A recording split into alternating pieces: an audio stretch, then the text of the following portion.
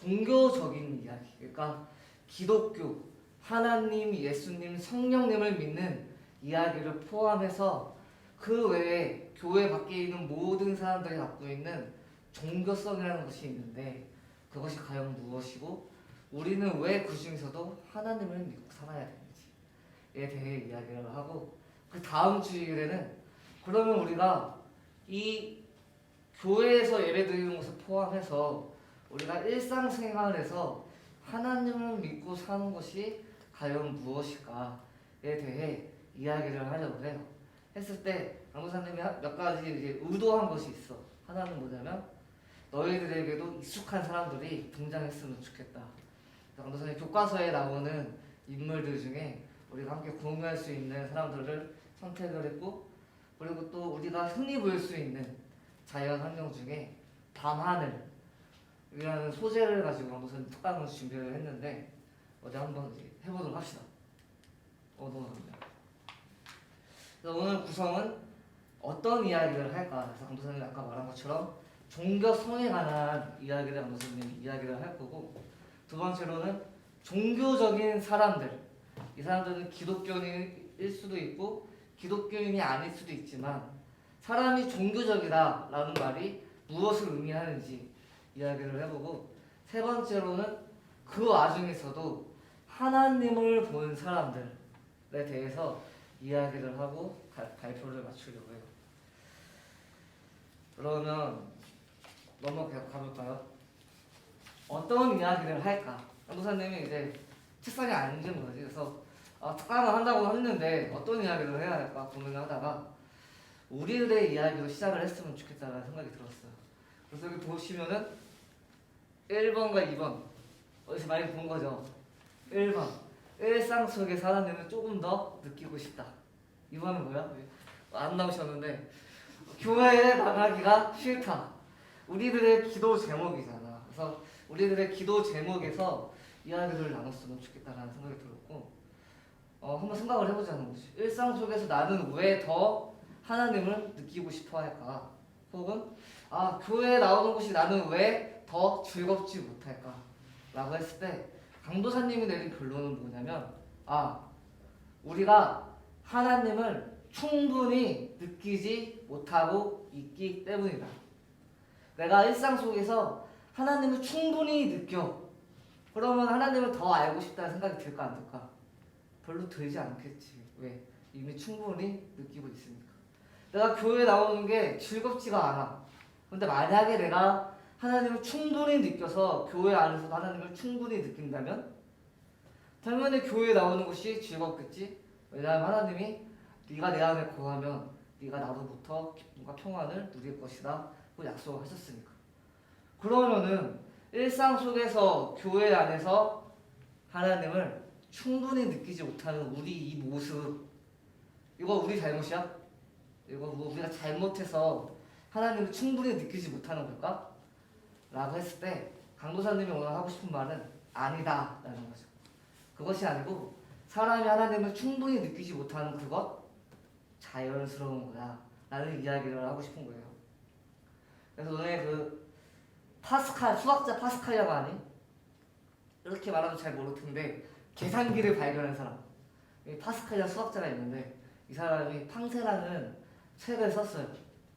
근데 여기에 보면은 안도사님이 그 구절을 인용해봤는데 딱 한 구절만 읽어줄게요. 만약에 도처에 창조주의 표적을 볼 수 있다면 나는 믿음 속에서 안식할 것이다. 기쁠 거라는 거지. 그러나 부정하기에는 너무나도 많은 것을 그리고 확신하기에는 너무나도 적은 것을 보기 때문에 나는 개탄할 수밖에 없다. 뭐라는 거야? 내가 하나님을 믿어. 그런데 여러분 하나님을 믿습니다 라고 말하기에는 무언가 좀 부족한 것 같아.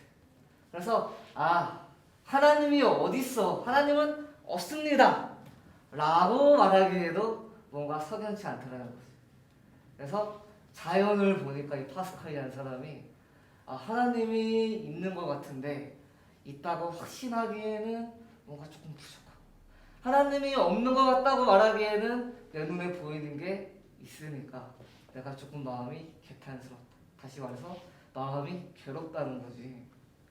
우리가 하나님에 대해 생각하는 것 혹은 나와 다르게 전능하고 완전하고 유한한 것에 대해 생각하는 것이 사람의 본능인데 그것을 온전히 느끼지 못하기 때문에 우리가 신이 아니고 연약한 인간이라는 거야. 태어났다가 죽을 수밖에 없는 이 유한한 인간과는 다르게 무언가 영원한 것, 변하지 않는 것을 사모하는 마음을 우리 마음 가운데 심어 주셨다는 거지. 그래서 당도전에 생각을 한번 해봤어요. 하나님과 나 사이에 존재하는 관계에서 만약에 문제라고 부를 수 있는 것이 있다면 뭐가 있을까? 했을 때 1번 느껴지지가 않아. 하나님이 느껴지지가 않아요. 하나님, 내가 지난번 이렇게 힘들었을 때 정말 계셨습니까? 느껴지지가 않아, 일상 속에서. 그런데 이번 전도사님이 말한 것처럼 뭐야? 아주 자연스러운 현상이야. 하나님이 막 피부로 만지는 것처럼 친구와 대화하는 것처럼 느껴지는 순간이 있을 수도 있어요. 그러나 일상적으로는 뭐야? 그렇지 않다는 거죠. 문제는 두 번째부터죠. 느끼고 싶지가 않아. 나는 하나님 관심 없음. 하나님 별로 믿고 싶지 않음. 하나님을 믿는 거 왠지 내 인생에 손해보는 것 같아. 빚지는 것 같아. 그래서 교회도 안 다니고 싶고 하나님을 느끼고 싶지도 않고 이게 맞는 것 같아 라고 생각하는 사람들이 있고 또 세 번째로는 뭐야? 느껴야 하나 싶음. 이건 뭐냐면 하나님 있으면 있는 거 없으면 없는 거지. 나랑 뭔 상관이야. 나 하나님 굳이 느끼면서 살아야 돼? 나 먹고 살기도 바빠 죽겠는데 굳이 내가 종교를 갖고 살아야 돼? 이 과학 문명의 시대에? 라고 생각하는 사람들이 아주 많다는 거지. 그랬을 때 이 생각이 맞을까 틀릴까 감독사님이 고민을 했고 또 자료를 조사했겠죠. 감독사님이 내린 생각은 내가 원하건 원하지 않건 하나님을 느끼고 싶건 느껴야 하나 의문이 들건 그것과 상관없이 모든 사람은 그 마음 안에 영원하고 무한한 그 무엇, 연약한 인간을 뛰어넘는 그 무엇을 동경하는 마음을 가지고 있다 라는 말을 이어서 하고 싶은 거죠. 선생님이 두 명의 학자를 소개를 해주고 싶어요. 첫 번째는 유발 하랄이라는 역사학자야. 정말 유명한 사람인데 이 사람이 제도적 종교, 미래학자이기도 한데 교회, 성당, 절교, 사원과 같은 제도적 종교가 미래에도 계속 생길까? 과학기술이 이렇게 발달하는데 라고 했을 때 종교와 기술은 시종일관 아슬아슬한 틈보를 출 것이다. 둘은 서로 밀고 땡기면서 의존하고 서로에게서 멀리 벗어나지 못할 것이다. 그러니까 이 역사학자가 생각하기에 종교라는 것이 제도적으로 계속 존재할 거라는 거야. 왜 그러냐면 무언가 우리가 기술이 아무리 발전을 해도 그 기술의 가치를 부여하는 것, 윤리적 가치를 부여하는 것은 종교적인 생각만 할 수 있기 때문이라는 거지. 이 유발 하랄이라는 사람은 종교를 긍정하는 사람은 아니에요. 종교는 별로 좋게 평가하는 사람은 아니지만 그럼에도 불구하고 이 사람이 부정할 수 없는 것이 하나 있는데 그것이 뭐냐? 종교는 사라지지 않을 것이고 기술이 판단할 수 없는 어떠한 윤리적 가치를 부여하는 일은 종교성을 가진 인간만이 할 수 있을 것이다 라고 말을 했다는 거죠. 그런데 그러면 제도적 종교 말고 이 유요한이라는 이 사람은 서울대학교 종교학자, 이 사람이 한 말을 내가 조금 귀를 기울이면 좋을 것 같아요. 읽어보면 이런 거죠. 겉으로는 그렇게 보이지 않는다고 하더라도 삶의 의미에 대하여 이야기하기 때문에 인간은 근본적으로 종교적이다. 밑으로 하나 넘어가면 인간으로 존재한다는 것, 아니 오히려 인간이 된다는 것은 종교적인 것이다. 정리하자면 종교성을 갖는다라는 것은 나 자신을 돌아보고 그리고 삶의 의미를 묻는다라는 거죠. 그래서 내가 이렇게 사는 게 맞을까? 하나님, 제가 이렇게 사는 게 맞아요? 하고 내 자신을 돌아보게 하는 게 종교라는 거야. 그래서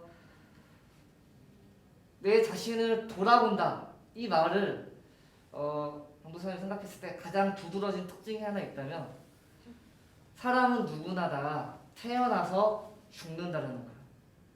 천년 만년 사는 사람이 없다는 거지.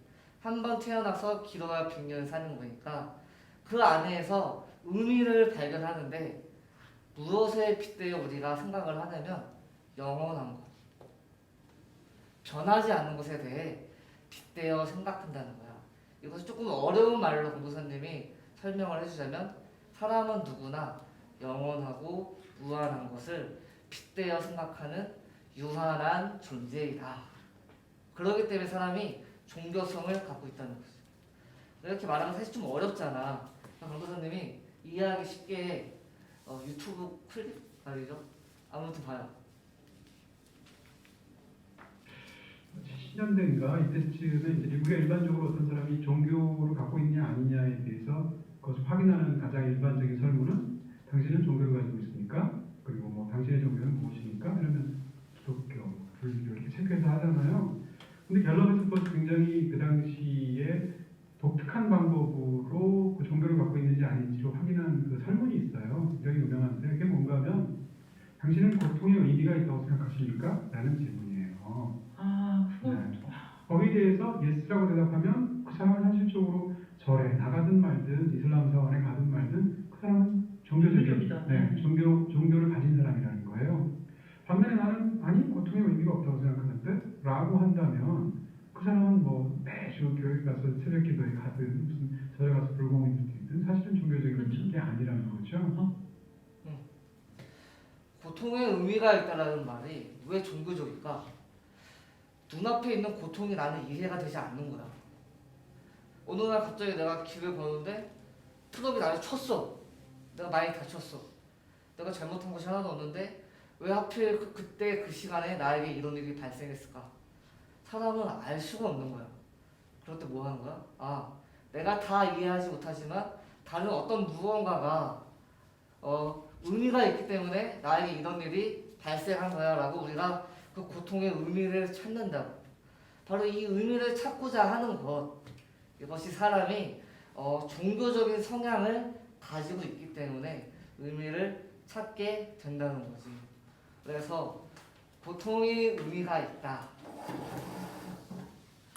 고통의 의미가 있다라고 말할 때 나 한 개인은 다 이해할 수 없지만 나보다 더 크고 더 완벽한 무언가가 어떠한 계획이 있기 때문에 어떠한 일이 있기 때문에 나에게 이와 같은 고통이 주어졌을 것이고 나는 그것을 발견해야 돼 라고 생각하는 그 모습이 우리가 갖고 있는 종교성이라는 거지. 그래서 정리를 하면은 이런 거다. 모든 인간은 종교성이라는 것을 갖고 태어난다. 그리고 영원한 것을 통해 유한한 자기 자신을 돌아본다는 것이. 왜? 내가 인생을 다 이해할 수 없고 앞으로의 미래를 예측할 수 없기 때문에 끊임없이 묻게 된다는 것이. 이게 맞나? 이렇게 하는 게 맞나? 이 선택이 맞나? 이 길이 맞나? 그리고 나서 결국에는 뭐 하는 거야? 자기 삶을 새롭게 발견하는 거야. 아, 내가 처해 있는 상황은 비록 이렇지만 내가 끊임없이 묻고 생각하는 과정을 통해서 아, 이 상황과는 별개로 나는 이런 사람이 되어야겠다. 이게 우리가 갖고 있는 종교성의 역할이라는 거죠. 그래서 강도사님이 이제 어려운 건 다 끝났어. 이론적인 부분은 다 끝났고 이제 사례들을 한번 보여주려고 해요. 그래서 지금부터 소개해주는 사람들은 이제 우리가 교과서에서 보는 사람들인데 이 사람은 누구일까요? 종이 보면 안 된다. 1번 이 사람은 천문학자이자 음악 연구가였다. 2번 이 사람은 또한 수학자였다. 아직 모르겠죠. 이거 말해 다 알아요? 3번 A 제곱 더하기 B 제곱은 C 제곱이다. 이거 뭐죠? 그렇죠. 피타고라스죠. 영사님 소개해준 사람은 이번에 피타고라스. 피타고라스가 밤하늘을 보고 자기 자신을 새롭게 발견한 이야기가 있는데 읽어보면 이렇게 해요. 이래요. 피타고라스는 밤하늘의 별들을 바라보며 무언가 장대한 아름다움을 느꼈다는 거지. 그러니까 야 아름답다 끝이 아니고 무언가 봤을 때 충격에 빠진 거야. 오랫동안 관찰했을 때 그가 느낀 이 아름다움은 밤하늘의 별들이 고유한 질서와 배열을 가지고 있다는 점. 야 무규칙적으로 있는 게 아니라 질서적으로 있네. 그리고 밤하늘의 우주가 자기가 속한 세계를 비추어 준다고 했던 철학적인 깨달음을 얻었다고 해요. 그러니까 피타고라스는 드넓은 우주와 정교한 법칙에 매료되었고 우주를 코스모스라고 정의한 인류 최초의 철학자가 되었대요. 그래서 한 사람의 작은 생각이 더 넓고 더 정교한 것을 동경할 때 그가 한 사람의 철학자가 되었다는 거죠. 누구나 다 밤하늘을 볼 수가 있어요. 그런데 어떤 사람은 밤하늘에서 영원한 것을 본 거야. 그리고 그 영원한 것을 동경해서 계속 관찰하다 보니까 거기에서 별들이 갖고 있는 질서와 그 정교한 것들을 본 거지. 근데 거기서 끝나지 않고 그것을 자기가 살고 있는 세계, 오늘 나의 삶에 다시 한번 투영하고 새롭게 해석을 했다는 거예요. 그랬을 때 사람들이 그를 뭐라고 불렀냐면 인류 최초의 철학자다 라고 불렀다는 거지. 철학자가 되었다는 게 중요한 게 아니고 이 사람이 밤하늘을 보면서 아름답다 끝 한 게 아니라 아름다운데 그것이 나에게 무슨 의미가 있을까 생각했을 때 이 사람이 피타고라스라는 사람으로 살 수 있었다는 거지. 내 인생을 나로서 살기 위해서는 뭐 해야 된다는 거야? 끊임없이 질문을 던져야 된다는 거야. 두 번째, 이 사람은 누굴까요? 내가 종이를 다 나눠줘서 알 것 같아요. 아 멍청이. 이 사람은 경력이 뭐냐면 정신병자. 그래서 말년에 정신병원에 입원했었거든. 두 번째로는 화가였어. 세 번째로는 이 사람이 유화를 팔았는데 평생 동안 판 유화가 딱 한 점밖에 없는 살아서는 실패한 화가였어. 이 사람의 이름은 누구죠? 네. 빈센트 반 고흐죠. 강도사님이 반 고흐 잘 몰라요. 근데 이번에 읽어보면서 이 그림을 좀 조사를 한번 해봤어요. 한번 그림을 한번 보자 얘들아. 이거 얼마 정도 할까 한번 봐봐요. 밤의 카페 테라스 이쁘다 그치? 까마귀가 나는 매일 밤. 이건 반 고흐가 마지막으로 죽기 전에 그렸던 그림이라고 해요. 그리고 별이 빛나는 밤에. 반 고흐 그림 가격은 정확하게 난 조사를 했는데 못 찾았어. 근데 보통 800억에서 1600억 정도 한다 하더라고. 그리고 뭐 특정한 사람 3000억의 그림을 산다 하더라고. 천문학적인 액수잖아. 정확한 숫자는 아니겠지만 천문학적인 액수인데 이 천문학적인 액수의 가치를 지닌 이 그림을 그린 반 고흐는 어떤 상황 속에서 이와 같은 그림들을 그렸을까? 반 고흐는 약 10년 정도 그림을 그렸거든요. 그랬을 때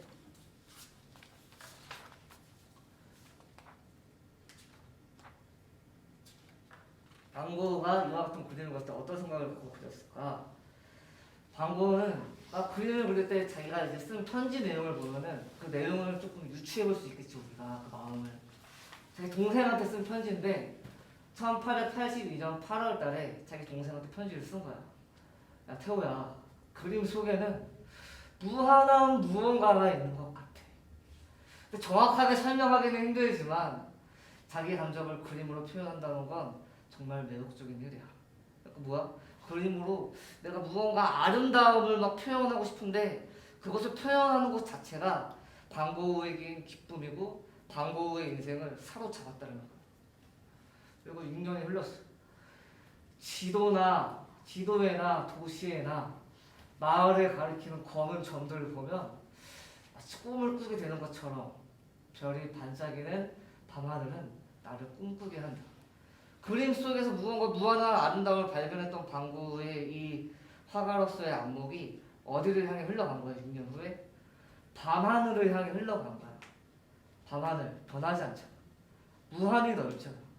그 밤하늘을 향해서 야 저 밤하늘이 나를 꿈꾸게 하고 저 밤하늘이 갖고 있는 영원성, 무한함을 표현하는 것, 그거 참 아름다운 일인 것 같아. 그게 나를 꿈꾸게 한다.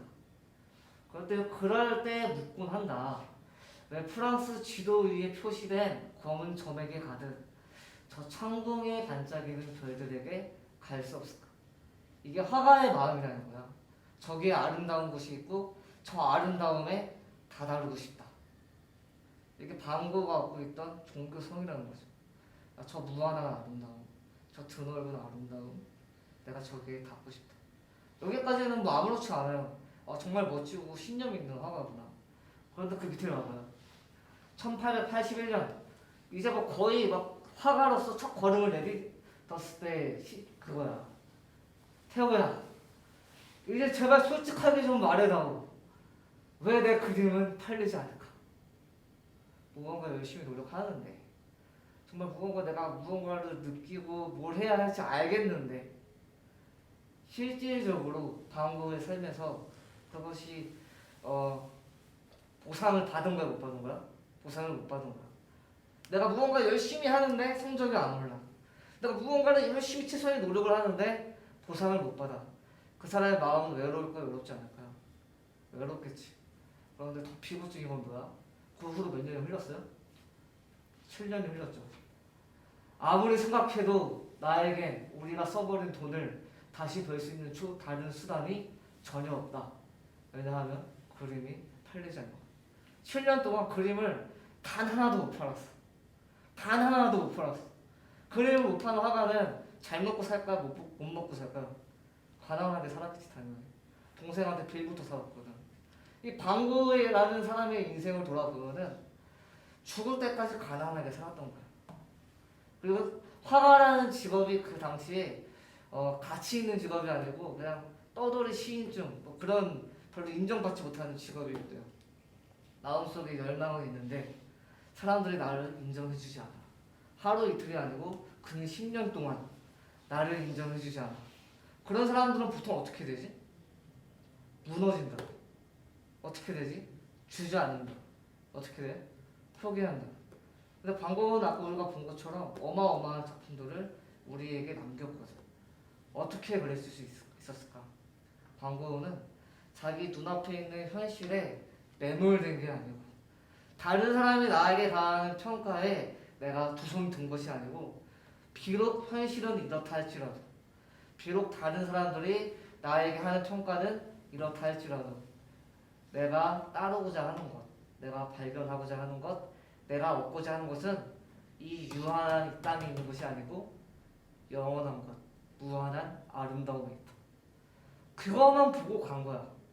그렇기 때문에 방고흐가 실패한 화가로서 막 끝나는 것이 아니고 한 사람의 화가로서 자기가 본 아름다움을 표현할 수 있는 한 사람으로서 자기 인생을 재발견할 수 있었다라는 거죠.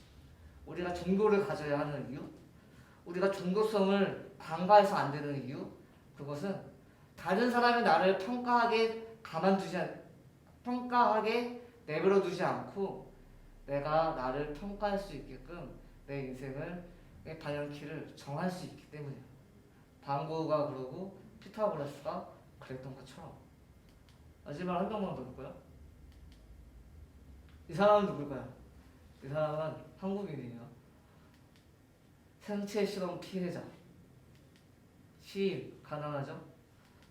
그 강하늘을 닮은 사람 누구죠? 이 사람은 윤동주 시인이에요.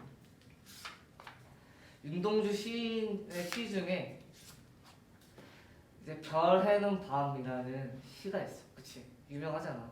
아마 문학 시간에도 아마 배웠겠지? 근데 보면 강도 선생님이 하이라이트 해놓은 부분만 보면은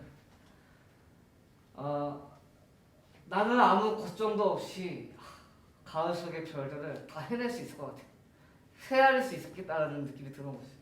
그래서 막 열심히 세다가 갑자기 문득 세는 걸 그만둬. 왜 그만두나 했더니 아직 나의 청춘이 다하지 않는가. 그러니까 밤하늘의 별들을 세다가 갑자기 마음이 울컥한 거야. 그래서 더는 못 세겠다 하고 그만뒀다라는 거죠. 그리고 나서 쭉 내려가면은 자기가 아는 사람들의 이름을 갑자기 되뇌이기 시작을 해요. 아름다운 말, 뭐 아이들의 이름, 소녀들의 이름, 뭐 이웃 사람들의 이름, 뭐 이런 시인들의 이름을 갑자기 불러봐. 그리고 훅으로 자기 이름을 쓰다가 갑자기 덮어버려. 왜? 부끄럽거든. 뭐가 부끄럽지? 윤동주가 살았던 시대에는 일제치하 시대잖아. 그때 일제치하에서 일본 사람들이 한국 사람들에게 요구했던 것이 하나 있어요. 그게 뭐야? 창씨 개명. 이름을 일본식으로 바꾸라는 거야. 그러니까 윤동주가 고민을 하고 있는 거야. 학생 시절의 윤동주가 밤하늘의 별들을 보면서 야 이쁘다. 별들을 헤아리다가 갑자기 마음이 울컥한 거야. 내가 아직 청춘인데 나라는 일본의 치하에 일본의 폭력에 사회가 가하는 폭력에 항거하지 못하고 사람들이 일본식으로 이름을 바꾸는 거야. 그게 시인의 눈에는 불합리해 보였더라는 거야. 그래서 자기가 아는 이름들을 떠올리다가 자기 이름을 땅에 적다가 그거마저도 부끄러워서 흙으로 덮었다고. 여기까지 일반적인 사람들이잖아. 그런데 이 사람이 뭐라고 해요? 마지막에 그러나 겨울이 지나고 나의 별에도 봄이 오면 무덤 위에 파란 잔디가 피어나듯이 내 이름자 붙인 언덕에도 자랑처럼 풀이 무성할 거다. 나 포기하지 않겠다. 보통 사람들은 다 창씨 개명해. 물론 윤동주도 창씨 개명을 했지만 포기하지 않겠다는 거야. 나 개인의 문제뿐만 아니라 내가 속해 있는 사회가 나에게 가하는 폭력, 내가 속해 있는 사회, 내가 속해 있는 공동체가 나에게 제시하는 불합리한 문제들, 내가 친구들과의 관계 속에서 겪을 수밖에 없는 갈등들 속에서 내가 그 갈등들에 함몰되지 않고 그 갈등들에 무너져 내리지 않고 내가 포기하지 않고 죽어서라도 내가 내 마음을 지키겠다. 어떻게 그럴 수 있었을까? 바로 윤동주가 영원한 것을 사모했기 때문이지. 이거는 윤동주는 일제치하 시절에 활동하던 시인이야. 그래서 그 일본군의 잔악한 생체 실험으로 생을 마감한 것으로 추정이 되죠. 시인의 별해는 밤은 일제의 창씨 개명에 반하여 작성한 시죠. 윤동주는 밤하늘의 별들을 보며 그리운 이름들을 떠올리다가 문득 자신의 처지를 돌아보게 되었다. 학생 윤동주는 무능한 자신의 청춘을 부끄러워했다. 그러나 윤동주는 자신의 처지, 국가적 상황을 비관하지 않고 더 나은 자신을 다짐한다는 거죠. 국가적 폭력 앞에 윤동주라는 사람은 작은 사람이었지만 그는 밤하늘을 보며 눈앞의 현실을 뛰어넘고자 했다는 거예요. 뭐 한 거야? 내 삶을 국가가 해석하게 내버려두지 않고 자기가 다시 재해석하는 거야. 내 인생은 내 거니까. 윤동주에게 밤하늘은 오늘의 불합리한 폭력이 아니라 좀 더 옳고 정당한 것을 보게 했다는 거야. 다른 사람들의 말에 휘둘리지 않았다는 거야. 야, 너 성격이 왜 그러냐? 너 옷을 왜 그렇게 입냐? 그런 거에 휘둘리지 않았더라고. 나를 나다게 하는 것은 나 자신이야. 비록 죽어서라도 현실에 굴하지 않겠다는 의지, 더 높고 온전한 것을 추구하겠다는 마음, 이것이 윤동주가 자랑스러워할 무성한 풀이라는 거죠. 이게 바로 종교적 인간이 갖고 있는 특징이라는 거예요. 내가 처해 있는 현실에 매몰되지 않는 것, 그리고 더 나은 것을 내가 결정하는 것. 그래서 종교적인 사람들, 피타고라스 우주인은 아니지만 한번 해봤어요. 그래서 개인의 한계를 뛰어넘어 우주를 정했다. 방고 가나가 편견을 뛰어넘어서 결정을 만들었다. 윤동주 시대적 폭력 앞에 문학으로 문답했고 그리고 승리했다. 셋의 공통점은 뭐야? 한 개인의 한계, 한 개인이 속해 있는 그 한계점에서 머물러 있지 않고 조금 더 영원한 것을 그 사람들이 동경했을 때 자기 자신을 자기 자신이 되게끔 했다라는 거지. 내가 인생을 잘 살고 싶다, 인생을 의미 있게 살고 싶다, 그러면 묻어야 한다는 거야. 나 바깥에 있는 곳에. 그런데 말이야. 그렇다고 해서 아무거나 믿으면 되겠니? 밤하늘에 기도하면 되겠니? 아니면 아무거나 믿어도 된다고 우리가 하나님이 아닌 다른 신들에게 믿어도 되겠니? 전도사님이 하고자 하는 말은 그건 아니라는 거야.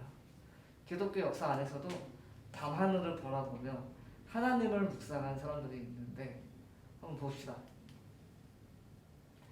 안셀무스라는 신학자가 있어요. 중세시대 사람인데 이 사람이 쓴 책에 보면 이런 글귀가 있어요. 존재하는 것들 중에 가장 좋은 것, 가장 큰 것, 가장 높은 것이 존재한다. 그것이 우리가 믿는 하나님이다. 이 사람의 일화를 소설처럼 재구성한 글이 있는데 강도사님이 갖고 와서 한번 읽어볼게요. 잘 그림을 상상하면서 들어봐. 그는 기도를 바쳤다. 기도실을 나서자 북구의 차가운 밤 공기가 삽시에 그의 온몸을 휘감았다. 정신이 번뜩 났다. 하늘엔 별들이 총총했다. 그는 빠른 발걸음으로 12기둥이 떠받치는 기나긴 수도원 주랑을 지나 자기 방으로 향했다. 도중에 정원 한복판에 있는 조그만한 연못을 한번 힐끗 쳐다보았다. 연못 위에 별들이 떠 있었다. 방에 들어섰다. 그는 벽에 걸린 십자가 밑에 다시 무릎을 꿇었다. 주여, 이 조그만한 연못 안에 거대한 별들이 들어있듯이 유한한 제 정신 안에 무한한 당신이 계십니다. 얘들아, 우리가 하나님께 기도한다는 것이 바로 이런 거라는 거야. 하나님 하고 부를 때 그 하나님은 아무 능력도 없는 하나님, 나와 관련도 없는 하나님, 나에게 불필요한 하나님, 내가 무관심하고자 하는 하나님이 아니라 그 하나님은 정말로 우리가 이해하려고 해도 이해할 수 없는 그 하나님인데 그 하나님이 누구에게 찾아온 거야?